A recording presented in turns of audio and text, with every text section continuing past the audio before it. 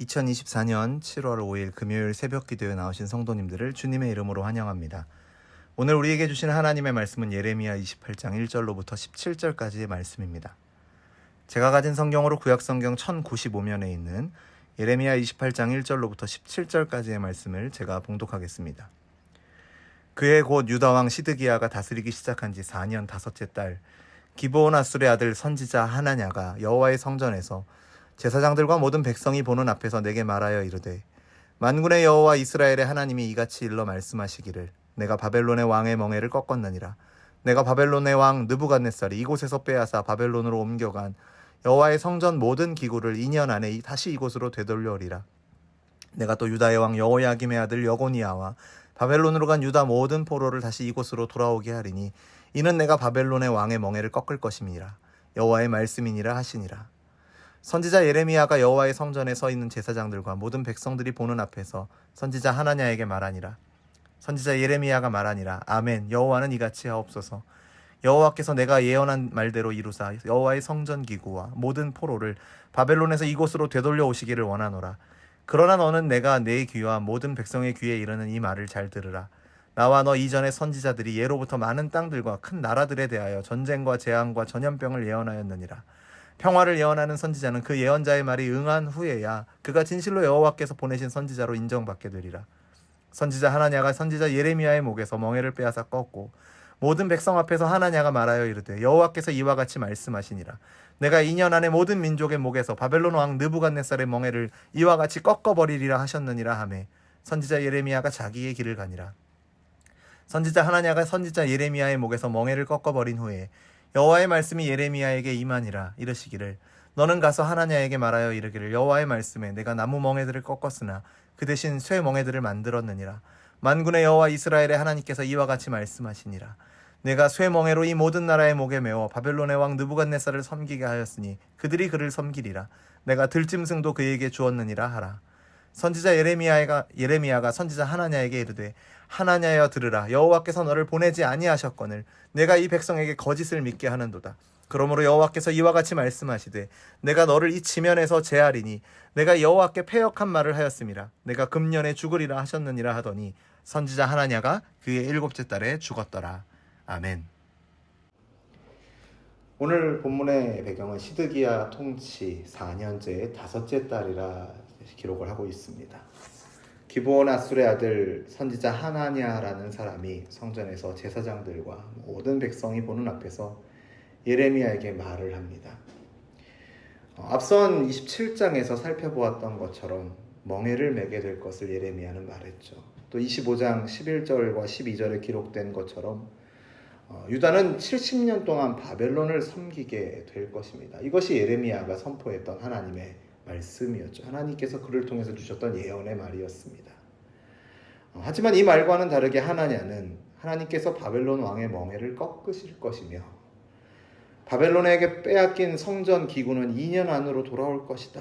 이미 4년이 조금 넘은 시점이었기 때문에 이제 한 7년 안으로 된다라는 거겠죠. 총 기간이. 그러니까 2년 안으로 될 것이다. 돌아올 것이다 예언합니다.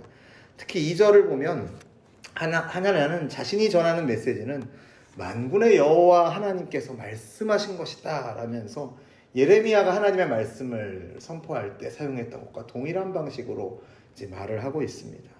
그러면서도 예레미야를 통해서 주신 말씀과 정면으로 충돌되는 말씀을 전하고 있는 것이죠. 앞선 27장에서도 예레미야는 이미 거짓 선지자들의 메시지와 이렇게 싸워야 했었습니다. 하지만 오늘 본문을 보면서 예레미야도 혼란스럽지 않았을까 생각을 해보게 되었습니다. 왜냐하면 하나냐가 너무나도 당당하게 하나님께서 나에게 말씀하여 주셨다면서 유다의 회복을 선포하고 있기 때문입니다. 만약 예레미야 자신이 선포했던 하나님께서 자신에게 주셨던 예언의 말씀이 아니었다면 사실 의심할 만한 대목이 보이지도 않습니다. 지금 현재 심판 가운데 있고 그 심판에서 하나님께서 2년 안에 건져주실 것이다. 사실 70년이 지난 후에 돌아오나라는 것과 2년이 지난 후에 2년 안에 돌아온다라는 것은 뭔가 그 시간이 경감되어서 회복이 빠르게 온다라는 것처럼 들리기 때문이죠. 그러니까 뭐 하나냐가 없는 이야기를 하고 있는 것도 아니죠. 바벨론 왕의 멍에를 지고 있는 현실도 이야기를 하고 있습니다. 그러니까 조금 자신이 전하는 것과 다른, 하지만 결정적으로 결이 많이 다른, 정반대되는 말을 하고 있죠. 사실 예레미야도 예루살렘의 멸망을, 유다의 멸망을 그 예언하는 것이 기쁜 일이 아니었을 것입니다. 그 역시도 이 땅과 이 땅의 백성을 사랑하는 선지자였기에 하나냐가 이 땅의 회복이 2년 안에 이루어질 것이다 라고 외치자 6절에 예레미야가 어떻게 반응합니까? 아멘 반응합니다. 여호와는 이같이 하옵소서. 여호와께서 내게 예언한 말대로 이루사 여호와의 성전 기구와 모든 포로를 바벨론에서 이곳으로 되돌려 오시기를 원하노라 이렇게 말하고 있죠. 이 6절의 고백이 예레미야에게도 개인적인 바람이었을 것입니다.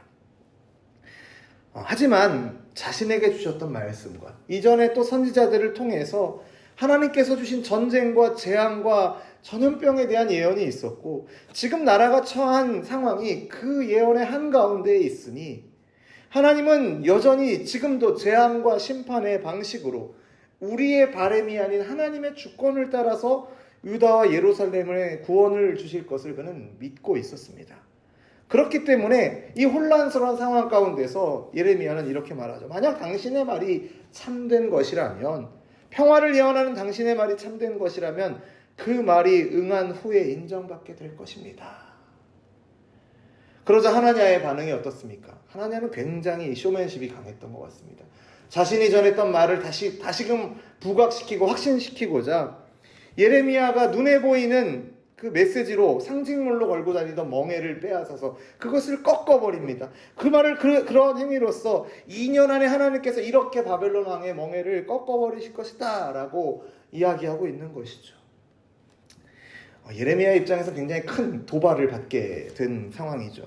하지만 예레미야는 더 이상 하나냐와 논쟁하지 않고 11절 마지막을 보시면 자기의 길을 갔다라고 기록하고 있습니다. 예레미야가 하나냐가 하는 말이 말도 안 된다고 무시하면서 이렇게 떠난 것도 아닙니다. 비록 자신이 말한 것과 다른 말씀을 선포하고 있기에 그가 말하는 구원에 대한 예언이 의심되기도 하지만 그것이 정말 하나님으로부터 주어진 것이라면 그에 대한 권위를 하나님께서 그를 통해서 말하는 구원이 2년 안에 이루어지는 방식으로 보여주실 것을 믿기에 하나님에 대한 어떤 판정을 보류하고 자신을 변호하는 것을 또 하지 않고 그는 하나님의 응답을 기다리고 있는 것입니다. 자기의 길을 갔습니다. 그리고 그 시간은 하나님께서 예레미야에게 말씀을 주시기 위한 시간이었습니다. 만약 이 시간이 없었다면, 그 자리에서 예레미야가 즉각적으로 어떤 반응을 했더라면 예레미야는 하나님께서 나에게 주셨던 말씀을 바꾸어서 다른 예언을 다른 사람을 통해서 이제 바꾸신 것인지, 나의 선지자로서의 사명을 다하신 것인지, 다하게 된 것인지 의문에 빠지게 되었을지 모르겠습니다.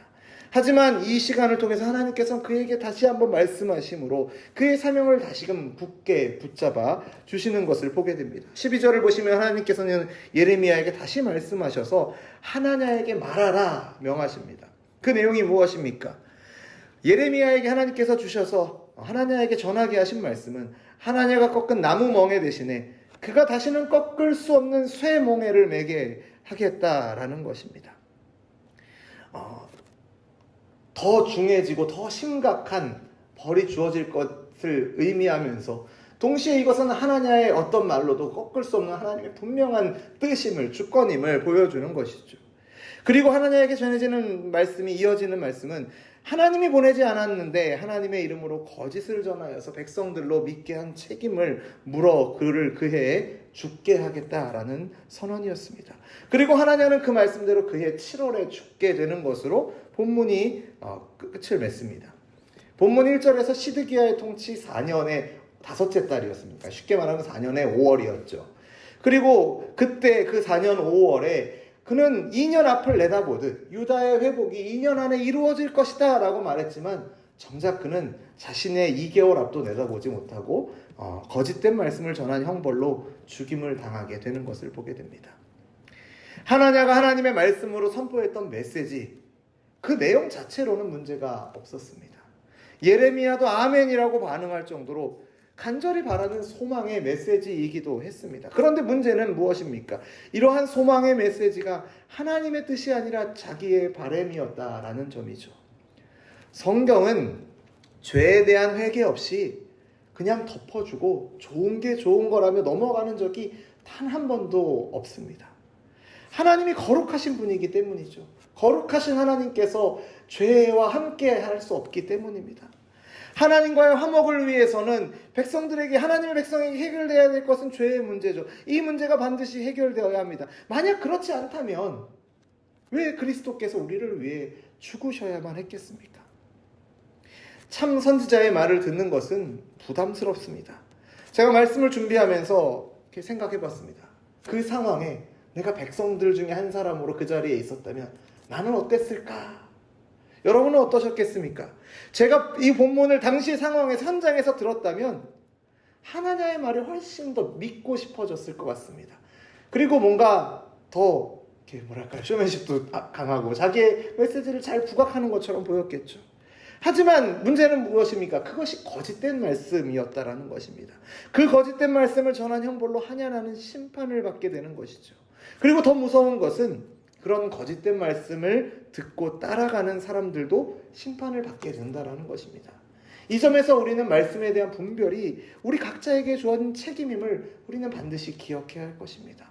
말씀을 잘 읽고 우리의 바램과 우리의 욕망대로 그것을 왜곡해서 읽지 않도록 하나님의 도와주심을 구하면서 깨우쳐 주심을 구하면서 정말로 말씀이 나에게 주시는 것이 이러한 메시지인가 우리가 잘 분별하면서 우리가 신앙생활을 해야 할 것입니다. 우리의 욕망과 바램을 살살 건드리면서 희망만을 이야기하는 메시지를 잘 분별하는 저와 여러분이 되기를 주님의 이름으로 축원합니다. 희망적인 말이 구원을 가져다 주는 것이 아닙니다. 하나님의 방식이 구원을 가져다 주기 때문이죠. 오늘 본문에서 이 하나님의 구원의 방식이 무엇입니까? 이 형벌의 시간을 주시는 것이었죠. 유다를 회복시키기 위한 징계의 시간이면서 동시에 회복의 시간이었습니다. 이 시간을 통해 유다는 자신들의 죄악을 깨닫게 되고 하나님의 은혜를 구하는 자리로 나아가야 하는 것이죠. 악하다고 평가를 받았던 니느웨도 회개를 통해서 하나님의 구원을 경험하게 되는 것을 요나서가 말하고 있듯이 하나님은 때로는 당신의 백성에게도 형벌을 내리셔서 바른 길 가도록 인도하시는 분임을 우리는 기억해야 할 것입니다.